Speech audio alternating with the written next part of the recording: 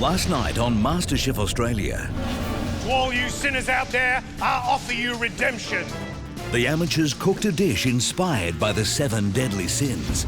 This is fantastic. And Jimmy, Jonathan and Courtney served up the 3 least impressive. I should have put up an empty plate because this is just not good enough. Tonight, they face the fight of their lives in the pressure test. We stand here on the very doorstep of the finals week. Together, they must recreate Christine Manfield's 2-hatted dish And I'm really worried about whether I'll be able to cook this dish. in an epic challenge that will test them like never before. I'm jumping out of my skin. And for one of these hopefuls, the MasterChef journey will end. We've got a fight on our hands. Kat has 9 lives, but does Jonathan have 10?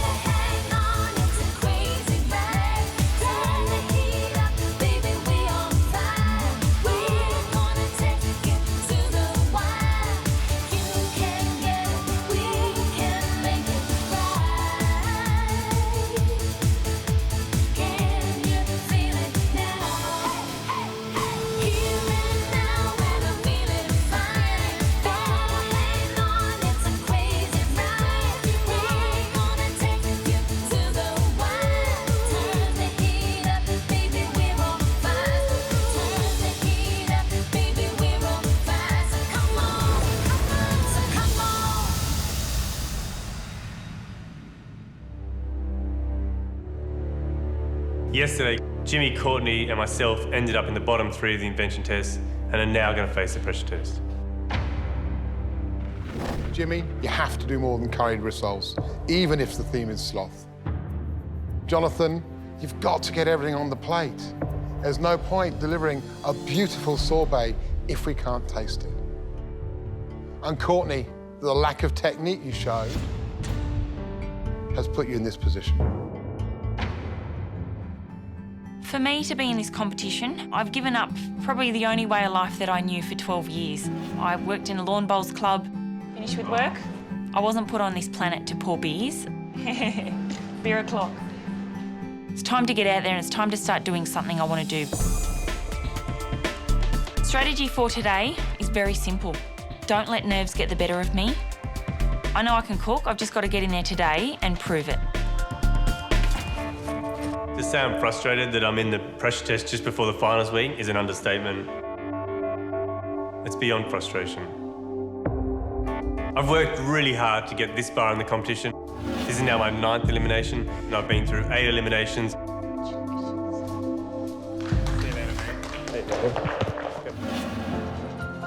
My life's completely changed in the last few months.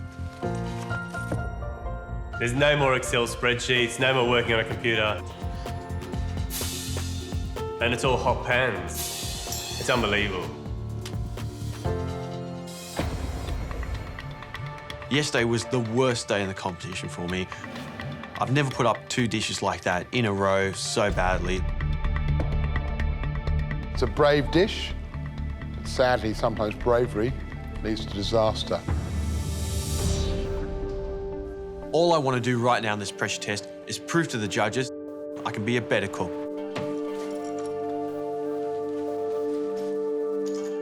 Courtney's been cooking amazingly this competition. And Jonathan, he's the eliminator. The party apron. I think black's my colour, Jono. So my chances aren't looking that good today. We leave the house this morning, suitcases are packed, and I just realised this could be the last time I'm leaving the house.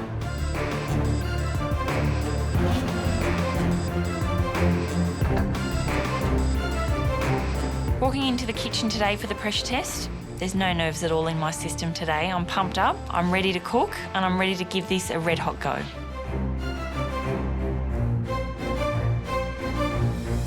Jimmy, Courtney, Jonathan, we stand here on the very doorstep of the finals week, and yet the 3 of you now must face a pressure test where one of you will go home. That's the bad news. The good news is the 2 of you will keep your dreams alive, and potentially becoming the next Australian MasterChef.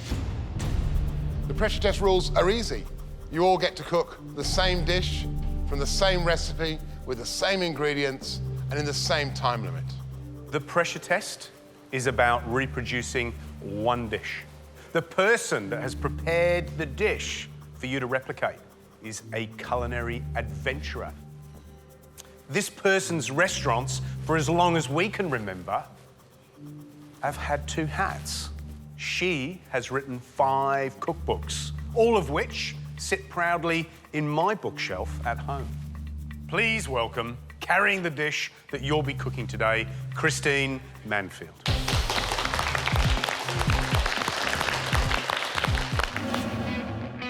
I'm Chris Manfield. I'm the owner and executive chef of Universal here at Darlinghurst. My philosophy has always been based around the pursuit of excellence. I'm not interested in doing anything that's ordinary. It's always about striving for the extraordinary and perfection. I'm jumping out of my skin to be cooking one of Christine's dishes today. It's a dream come true. I love Christine's cooking. Hi there. Christine Manfield's food is a little bit spicy, it's got some flavours in it. Fingers crossed, this is a spicy dish. Christine, welcome to the MasterChef Kitchen. Thank you. It's an absolute pleasure to have you here. Are you ready to show us what's under that cloche? You betcha. Okay, the dish that you're cooking today, spice roasted squab with a steamed turnip cake and star anise broth.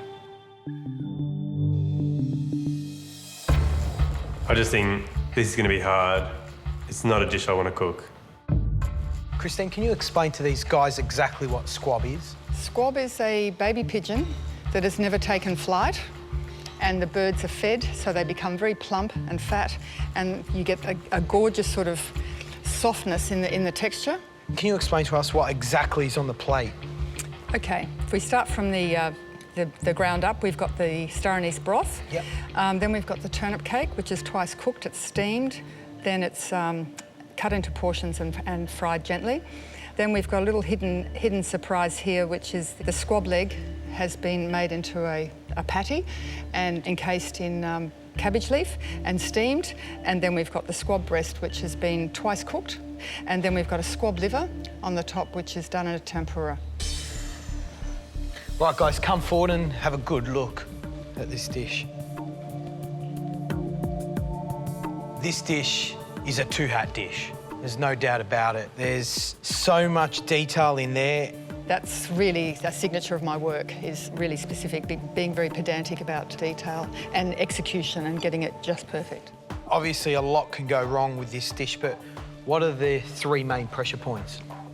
Okay, firstly, the squab is just getting the timing really exact and following your recipe, because the times I've given are, we've test-driven this 100 times, and it has to be down to the last second. And if you do overcook it, basically take your shoe off and eat it, because it's going to taste leathery and dry. The turnip cake, getting that consistency, that textural sort of contrast happening within the cake, and then the broth. It's really fine-tuning the balance. Slightly too much of one thing can throw the whole thing out of whack. Jonathan, do you want to taste?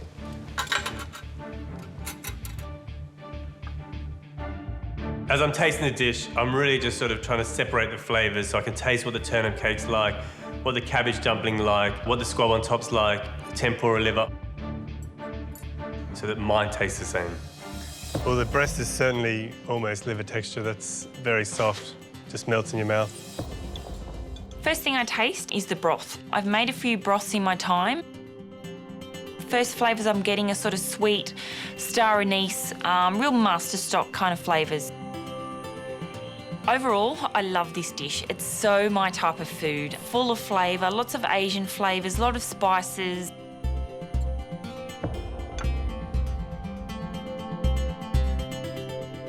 I would rather make this dish any time of the week than any cake, pastry, anything else that's been put up in this competition. This is definitely a dish I want to do well at. Right, you've had the opportunity to taste the dish. Now you need a roadmap, something to guide you. And can I just let everyone know that we've never had a recipe in a pressure test where it's so long. The whole first page of the recipe card is just a list of ingredients. That is huge. But on top of that, I think what you need to know is that you only get one squab. You overcook that squab, goodbye, Charlie. Christine, any final words of advice for our competitors? Don't panic. Work methodically.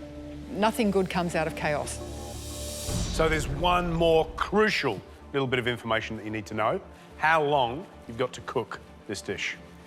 2 hours and 10 minutes.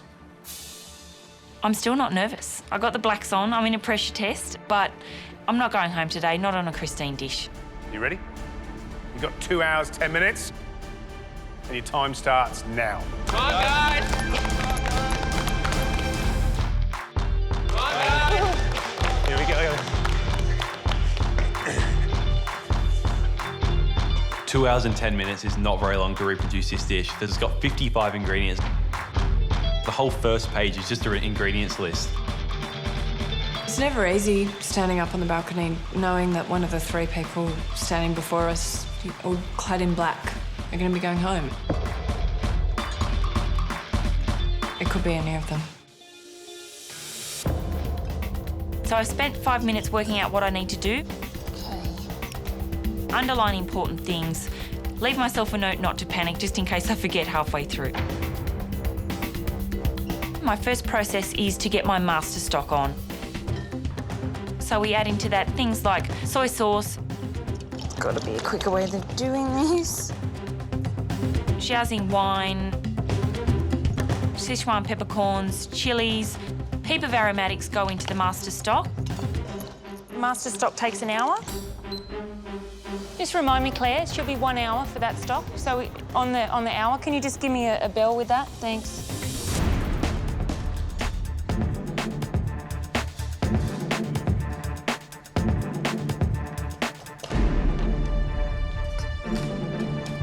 Pretty much got the master stock on straight away. Okay.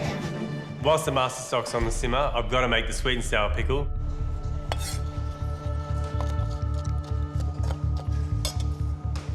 Jonathan. Hey. How's it going? Gee, you've got half your recipe covered up here. I'm a bit worried. No, I'm working methodically. Yep. Yeah. You've got your stock happening. That looks good. He's rocking. Eh? Are you feeling a little bit out of your depth on this recipe? It's not your sort of food. I am is for it? just the ingredients, like identifying the ingredients, but We're talking 55 ingredients. Do you feel comfortable with that? I didn't at the beginning, and that's why I am doing it like this. I'm actually working as methodical as I can. So I think that's the best sort of way I can work. Okay, Jonathan, good luck. We'll see you soon. Thanks. Without knowing these flavours, I'm really trying to stick to Christine's recipe to a T. Where it's a teaspoon, I want an exact teaspoon. And hopefully, that recipe will help me get the balance of flavour right. You are knee-deep in this Christine Manfield pressure test.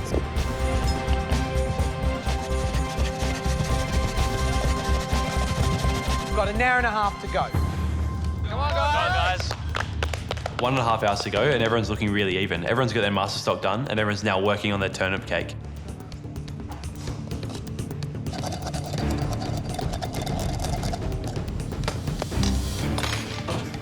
For the turnip cake, I need to prep turnip. I need to make sure I've got the prawns ready. 10 grams. I need to chop up mushrooms. Once I get everything into the wok, it's going to be a minute here, a minute there. Hey, Cal, when they say grease and line, butter, just a bit of oil to stick the paper down. Yeah, just a little. Jimmy's asking Adam and I for a little bit of advice. Jimmy? Yeah. I would line the sides of that as well. Okay. Just like that? Yeah. I'm running out of time. Shit. I think Jimmy's confidence is a little bit down as well because he hasn't been cooking the best over the last couple of days. Shit. I'm getting through the stages, but I haven't even started on the squab. To be honest with you, though, this is the most overwhelming challenge I've ever been in. Sweet and sour pickle. The hell is that? If I had to put my money on anyone today, it would have to be Jono. This is his 10th elimination challenge. He knows how to deal with the pressure. There's loads of things going on, but I seem to be on top of it. I'm really comfortable at this point. Turn my attention back to the turnip cake to steam for 45 minutes.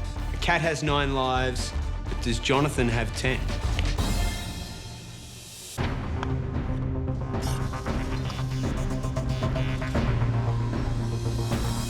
I'm really conscious that Courtney's not measuring any of her ingredients, and I think that's going to be a problem for her because today is about accuracy and achieving balance in those flavours. How much is 25 mils? How much? It's not about making it up as you go along. Courtney, how you going? The recipe's starting to catch up to me, George, but... Are you being quite precise with your measurements?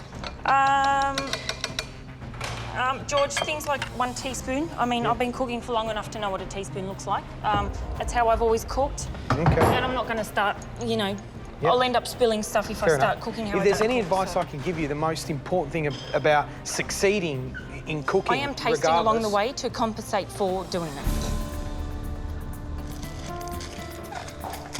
Christine had told us we needed to be quite precise with things today, but I'm not really a cook who cooks by measurement. I cook by feel and by taste. Got to trust your judgment sometimes. Stock's been on for an hour and the pickle has got 3 more minutes. As soon as the turnip cake's in, the anise broth has to go on. Knee-deep in tapioca flour, Shaoxing rice wine and galangal. You've got just under 1 hour to go. Come on, guys. Come on, guys. Come on, guys. With an hour to go, I've got my squab gently poaching in the stock, and I'm now making my garlic and pepper paste. Knead it down to a fine paste because it's got to go into the dumpling. You think Jono's in the lead at the moment? Yeah, he's flying. The pressure point I'm most worried about today is cooking of the squab. On to stage 10 now, which is the squab. Whole squab goes in, the whole pigeon. Yep. If you overcook that squab, you've only got one of them. There's no turning back. I think that's one of the hardest things to get right. After 5 minutes, I take the squab out of the stock, and I can see that it's really undercooked. But I'm happy with that because it'll finish cooking in the second frying in the deep fryer. Star anise broth. Okay. I want to get this star anise broth on. It needs 45 minutes to simmer down. Just trying to stay calm. Courtney's quite a way behind the boys at this point. There's a lot of processes going on. It's make or break today. Don't do a good job with this recipe and I'll leave. She's written on her recipe up the top in big letters, "Don't panic," and that's exactly where she's going wrong now. I'm not supposed to be panicking. Courtney? Yeah? Is that your steamer burning? Sorry? Just check your steamer, something's burning.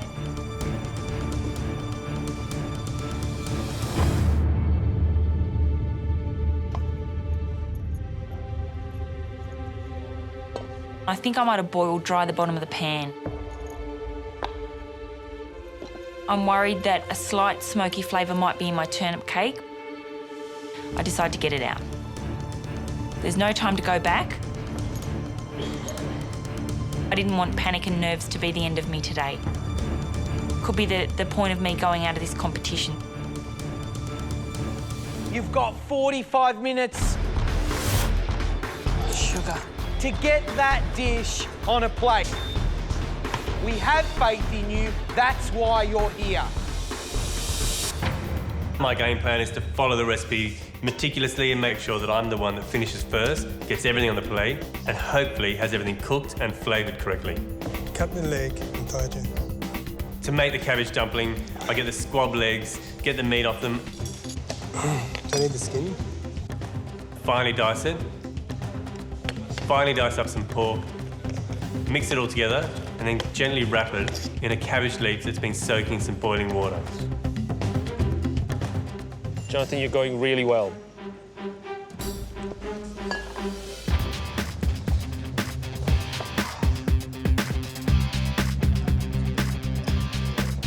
The squab dumplings, dumplings. I've cut down thousands of chickens before. I've done heaps of ducks. One leg and one thigh.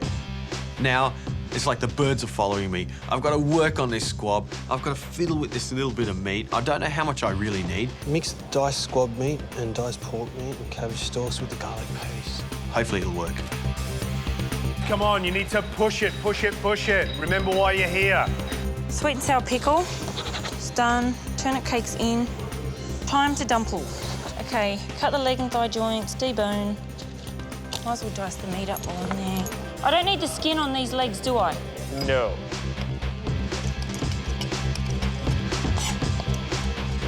Right, where am I up to? Start reading down the process list and I realised that I need 2 teaspoons of garlic pepper paste, which I haven't made yet. I have to ditch the cabbage dumpling and I have to go back and start making the pepper garlic paste. You have 30 minutes to go.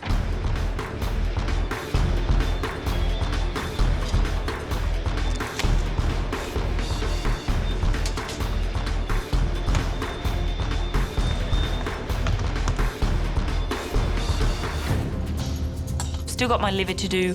I haven't deep fried my squab. The turnip cake's got to be cut to size and it's got to be fried off in the pan. How are we going, Courtney? In a little bit of a panic, but I'm trying all not right. to panic. I'm pushing it, but So you've only basically got this to go, then you've got that 10 minutes to concentrate on your final cooking, OK? Thank you. The maestro tells me I can get it done. I've got plenty of time. My sense of panic goes and I decide to get down and get on with the job. –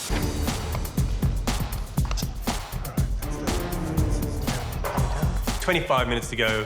I've pretty much got all the elements ready. 8 minutes of that. Let's do this. Next thing I think I've got to do is get the breast off the squab. I would want these so they're ready to go, so I can just finish them off in the deep fryer.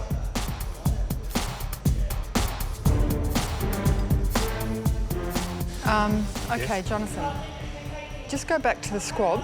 Yes. And the recipe. Yes. And after you take the leg and thigh meat off. Yep. Have I read the recipe? I'm thinking, I think so. What have I done?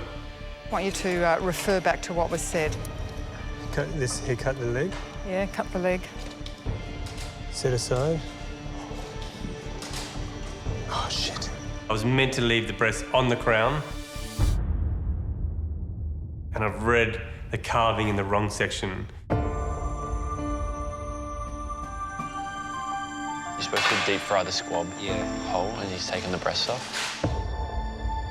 If you think about it, you got the breasts and the bone. The bone would protect it on the underside. So if I chucked it in a deep fryer, it'll just cook through. Anxiety just sets in, and I feel like I've just got to walk out. Am I worried? Worried is an understatement. That's a real shame. With 15 minutes to go, we can only imagine how you're feeling inside. Don't give up. I've got to steam this dumpling for 5 minutes, so I'm going to get that on. No, I don't think it matters if it's ready a little bit early. I've got to deep fry the squab and cut the breasts off, and I've still yet to do the tempura for the livers. I have to deep fry the whole squab with the breast on. The recipe calls for 5 minutes, but I only keep it in for 4.5 minutes, just to make sure I don't overcook it. I decide to put the squab breast side down into the deep fryer. It's supposed to keep a lot of the moisture in the breast. It's time to cut the turnip cake, and I know it's supposed to be 5 centimetres by 5 centimetres, but I don't need a ruler, I'm just going to cut it freeform.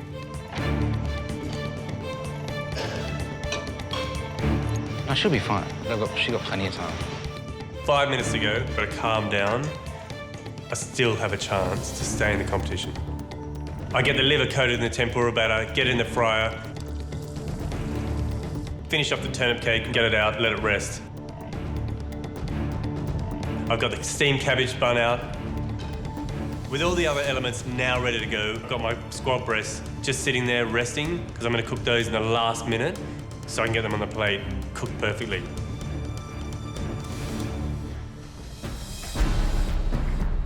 Your focus on this dish now is paramount, and the pain you're feeling is universal. I decided to get the squab out 2 minutes early. To me, it looks cooked enough. The liver's got to go into the deep fryer for about a minute. I test my star anise broth pour seasoning, decide to strain it off and get it into the serving jug. So to fix my error, I heat a pan up really hot, add a little oil, put the squab breast in skin side down, and then just spoon the oil over the top so it cooks the meat on the underside.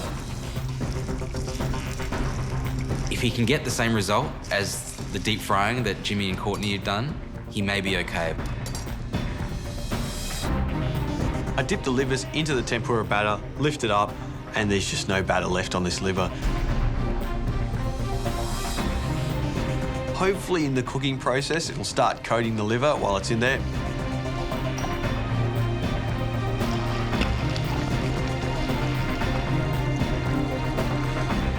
I'm looking down at the liver and it's just liver. I don't even look at it. I don't have enough time to even think about what I've got to do. Start plating the cake. Yeah, I am. It's time for the pigeons to come home to roost. 30 seconds to go. Come on. I think it's cooked really well. That skin is mega crispy. I'm pretty confident that I've made up on my error. 10 seconds to go. I could clean down now. 5, 4, 3, 2, 1. That's it. Well done. Well done. Great job.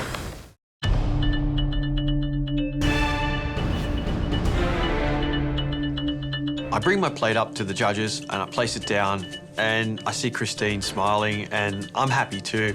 It's probably the best presented thing I have ever placed down in front of the judges. And I'm hoping it's going to be enough to get me through. Jimmy, an epic pressure test. Congratulations on getting all of the elements required for the dish on the plate. Are you very proud? You should be. I'm just happy it's still standing, to be honest. Jimmy, thank you. We'll taste now. Thank you. Thanks, Jimmy. Thanks a lot. Thank you. Christine, in comparison to your dish, is there anything that stands out on Jimmy's? He's got the turnip cake spot on. I think the cabbage and squab patty is probably a dumpling is just a little bit too large. My memory was that there was that lovely kind of plume of tempura on top of the squab breast, and that is that acceptable to you? It's falling away a bit. I mean, you wouldn't serve that. You would really, have a go, do it again.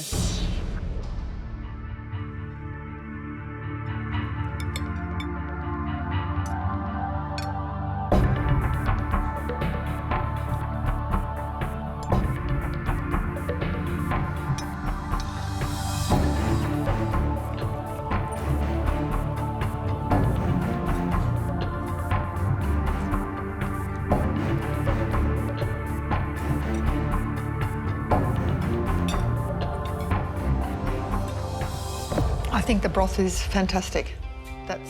It's perfect. He's really nailed it. He's got that beautiful balance of all, because there's a lot of flavours in there. I think he's cooked the squab very well. And how did he go with the turnip cake after all? I think he did, yeah. The turnip cake, like the broth, is spot on. Look, I agree. I think first up, the broth is the thing that hits you. It's just a big smack in the mouth. The only disappointing bit for me was the tempura of the liver. I mean, he got it wrong. There's no batter on the top. Yeah, the liver's not good at all. It's all grainy and overcooked. I think it's going to be very interesting with this tasting, because just walking around, there are 3 really good examples of this dish, and it's going to come down to little things, like that little crispy crunch that you get from, well, in this case, tempura. When you don't have it, you really miss it. It's a tiny element, but it's such an important element that we don't have on Jimmy's dish. Now I've tasted Jimmy's dish. I can't wait to taste the next one. So let's get it in.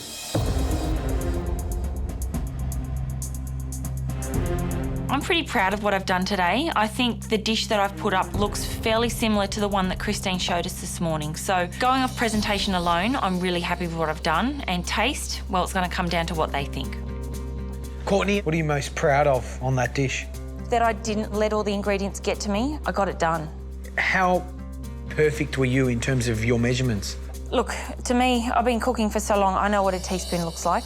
I don't want to sound like a smart ass, particularly in front of you guys, but I'm definitely someone who cooks by feel, not by, you know, measurements. It's definitely not me, and I thought, whatever happens today, I'm going to cook how I cook. Christine, do you like that approach? Absolutely. I mean, I think you've got to be very instinctive. It's very much tasting as well as, you know, trusting your own judgment. Thank you so much. Thank you. Thank you. So, Christine, you're the expert. Tell us what you think of Courtney's presentation on this dish. The turnip cake looks great. I can tell she's done some really nifty, fine knife work there. It's very pleasing to the eye. I would be very happy to be served that. If that came for the Past Universal, would that be good enough to go into your restaurant? What I would just lose that's one slice of squab, that's all. So other than she's that, got the three, yep, absolutely. That's yep. fantastic, isn't it?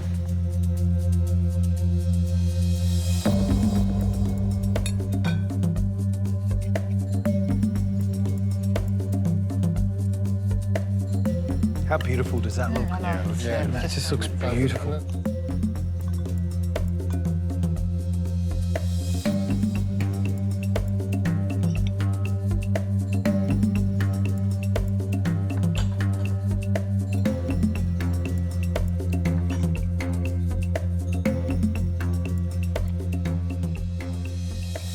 How is that cabbage dumpling? I love it. Perfect, and the turnip cake, but I have to say the squab is cooked to perfection. Yeah. Absolutely. You can see it's rested, the juices have settled, it's perfectly pink.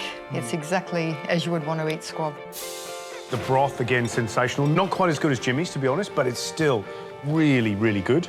Both Jimmy and of course now Courtney have both found the issues with the cooking degree of the liver. I mean, this is well overcooked. Yeah. But what I love is that really meaty, dense turnip cake, and that cabbage dumpling holds together beautifully. The flavours are great. The fineness of how she's cut all the ingredients is delicious. And it's ironic, I'm sitting here going, my two heroes are, you know, a cabbage dumpling and a turnip cake. Yeah. Not the squab at all on this dish. I think we should taste dish 3. What do you reckon? Absolutely.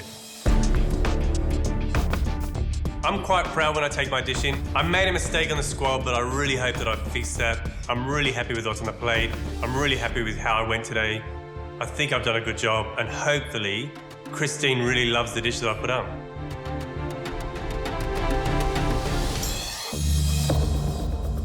So, Jonathan, this is your 9th elimination. Yep. Have you landed on all 4s today? I don't want to jinx myself. I think with the dish, I think I've done surprisingly well to what I was expecting. Whether or not I've beaten the other guys on taste and flavour and I've got the balance right, I think it's another story, and I don't really know that. Thanks, John. Cheers. What do you think, Matt? Yeah, look, it does look like the turnip cake's wearing a big green tam o' shanter, doesn't it? But, you know, again, it looks generous. I like the way you've got a lot going on there. And I certainly don't think it's the sort of dish that you'd snipe at if you saw it coming out in a restaurant. All 3 dishes, in terms of their visual, you'd eat any single one. I mean, you know, they look great.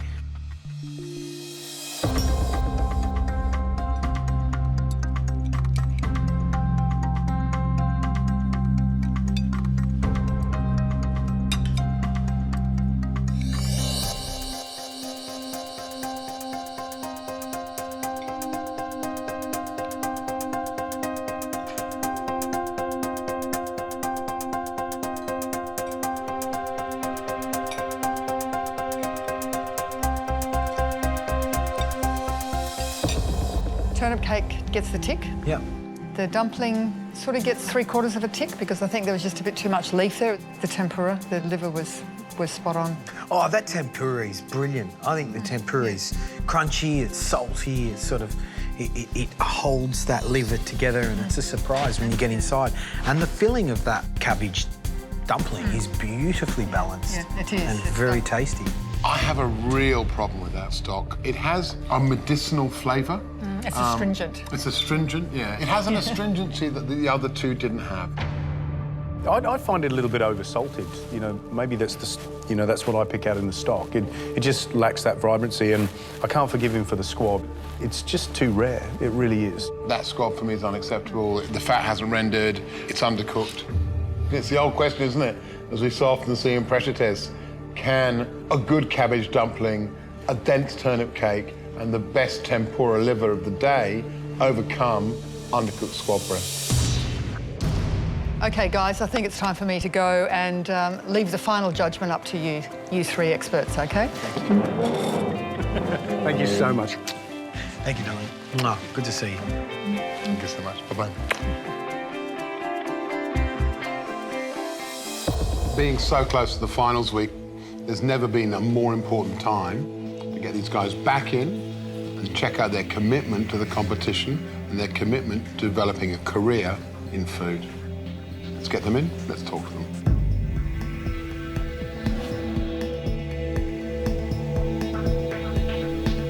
Courtney, question for you. Do you believe that you can win this competition? I certainly do. You've got to be in it to win it. And I was in it but didn't think I could, and now that I'm back, I think I can. I think I can give them a run for their money. If you do, what are you going to do with it? I would love to open up a little restaurant and do my little dishes that I love doing. A little wine bar. I've been running a bowling club for years, and I'd like to go and run something a little bit classier than that. Jonathan, there's someone who's been in 9 elimination challenges. Yes. Deserve to make it into the final week. Probably more than every other contestant. Why? I've taken the hardest road to get to the finals. And I've fought in every one of them. I've never given up at any stage. I came into the competition to cook. That's what I know to do. That's what I'm going to do. I'm not interested in everything else around me, and I'm just going to cook, and that's what I've done. That's a great attitude. Jimmy, are you a good enough cook to go all the way?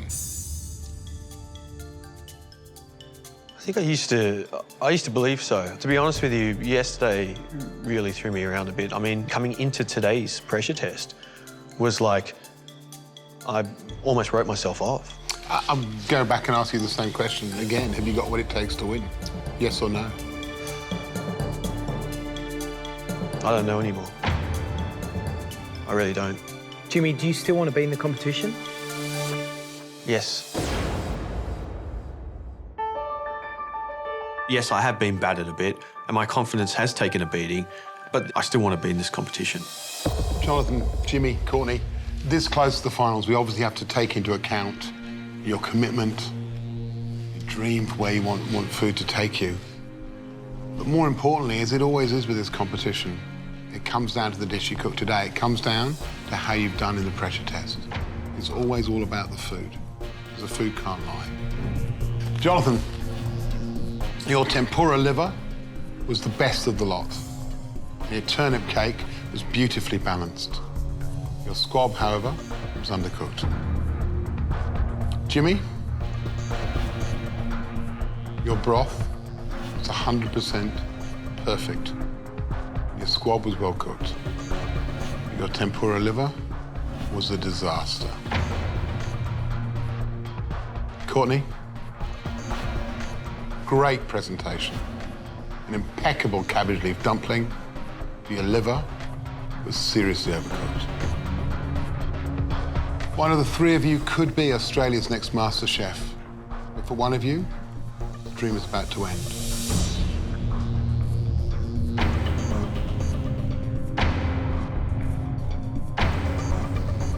Courtney, you're safe. Thank you. Green undies work today. They didn't work yesterday. It's been a great day. Once in a lifetime, Christine Manfield. I've survived another challenge. Just awesome. You know, Courtney, watching that dish come out, there's one question I wanted to ask Christine Manfield, and that was, if that dish was sitting on your pass, would you send it? And she proudly said that she'd happily send that out into Universal, out to a customer. And really, there's no higher praise for what you did today. Really good, clean, clever, intuitive cooking. Fantastic. Jonathan and Jimmy, it comes down to you two, and it comes down to the dish that you cooked.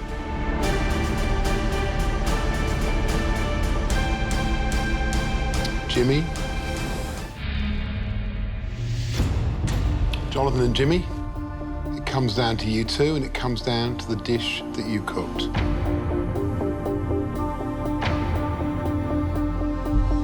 Jimmy, you're still in the competition, you're safe. Jonathan, I'm sorry to say, you're out. It's like being stabbed in the heart, I suppose. Just deeply disappointing that this is what it's come to. I think there's seldom been a pressure test where we had 3 dishes that were so good. And really, the decision today came down to 2 things. It came down to the cooking of the breast, undercooked the breast, and it came down to the sauce. And when it came down to the sauce, Jimmy and Courtney outcooked you and made a subtler dish, a subtler sauce that just merged the flavours better. I'm shocked because I felt that you were Teflon.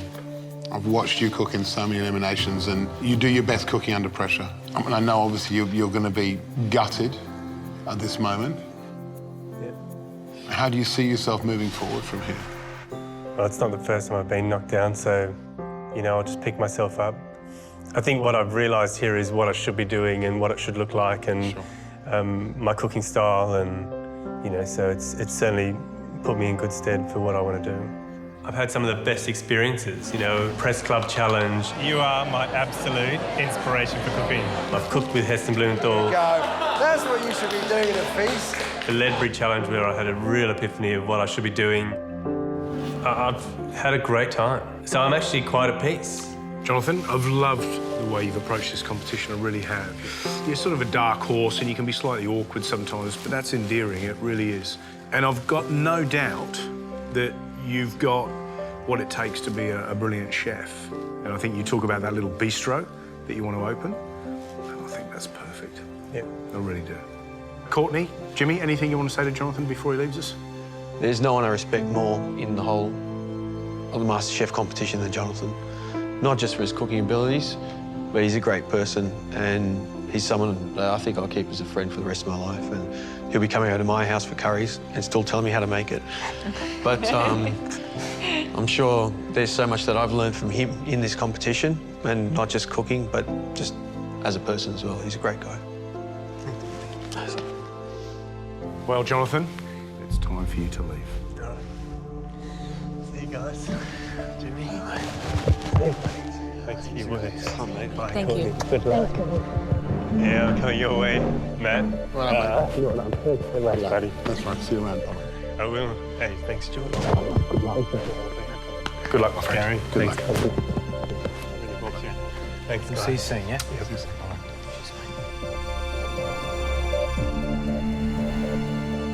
I came in to learn about how I should cook, how do I hone my skills, and whether or not I really want to be doing this. And I realised this is what I want to be doing. You know, I want to be cooking. I want to have my own restaurant.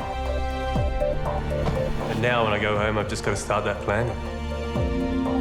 MasterChef has certainly changed my life. I think it's certainly helped me clarify my food, everything, my cooking, what I should be doing, what I shouldn't be doing, and I think it's probably been one of the best experiences of my life. We're waiting at the house to see who's been eliminated. It's always really tense because we're really close as a group and we don't want anyone's dreams to be crushed. With Jono, while his technique didn't match the recipe and, you know, probably doesn't replicate exactly what they tasted, I think his was the best cooked squab of all of them. Given Jonathan's track record, we are sure that he's coming back. He's eliminated so many others. It's between Courtney and Jimmy. It's definitely between Courtney and Jimmy. It's Jono. It's Courtney. He's doing a count. Oh. Hey. Courtney comes down the stairs first and she's safe. She was, I think, the person that was probably in the most trouble today. And it's good to see that she's made it through.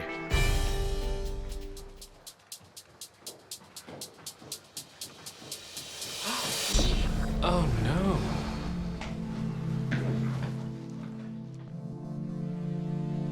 I honestly can't believe Jono's gone. With Marion having gone last week, the idea that Jono would not make it to the finals just seems bizarre. I'm speechless. Literally speechless. Courtney's dish was a standout dish. It came down to Jonathan and me. Jonathan's broth wasn't good and his squab was really undercooked. And he's gone.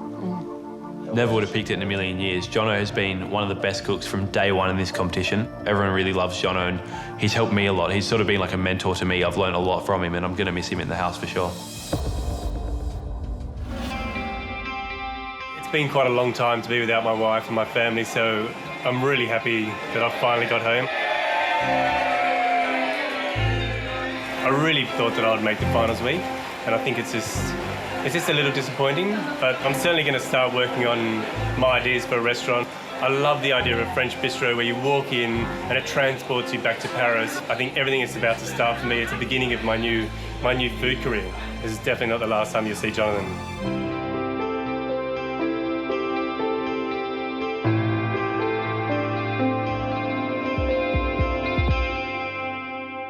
Tomorrow night on MasterChef Australia. If you win, you are guaranteed a spot in the finals week. Claire is put to the ultimate test in the final Celebrity Chef Challenge. I'm dreading it because I know how hard it's going to be. Does the amateur have what it takes to recreate Sean Preslin's signature dish? There's no margin for error. It really is a challenge. In the most unforgiving and technically difficult challenge yet. If she doesn't get it right, the judges will know straight away that it's Claire's and not Sean's. With one last shot at immunity, the stakes are now higher than ever before. I'm really worried that she's going to put a knife down and stop cooking. I am just in a world of pain.